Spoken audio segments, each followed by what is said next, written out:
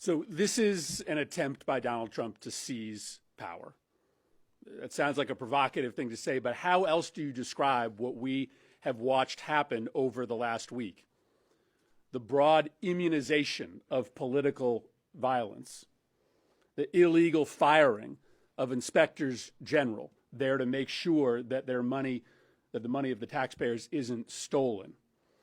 And today, the illegal and unconstitutional decision to put the President of the United States and no one else in charge of who gets federal money and who doesn't. What President Trump is doing is seizing control of the federal budget and deciding by himself who gets money and who doesn't. For two reasons. One, he wants to bank money so that he can afford his massive tax cut for billionaires and corporations. But second, so that he can hand out money to his friends, to the companies that are run by his billionaire donors, to states that voted for him, to congressional districts with members of Congress who are loyal to him, and so that he can deny money to any organization run by Democrats, to companies that are competitors to his billionaire friends, to congressional districts represented by his political opponents. This is what a king does.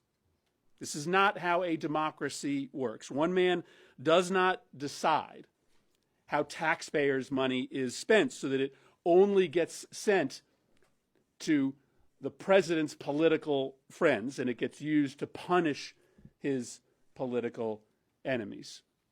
The scope of the damage that will be done is enormous. To poor kids who rely on Head Start programs, to families who desperately need that cancer research done, to veterans who, if they miss one or two appointments, their life falls apart suddenly overnight.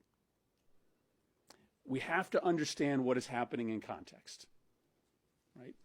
The president wants you to be distracted by the day-to-day announcements, but put together the pardoning of the violent rioters, the firing of the inspectors general, and today, the stoppage of federal funding, leaving the decision only to the political whims of President Trump, represents the gravest, most serious constitutional crisis of our lifetime, one that threatens to undermine the very premise of American democracy.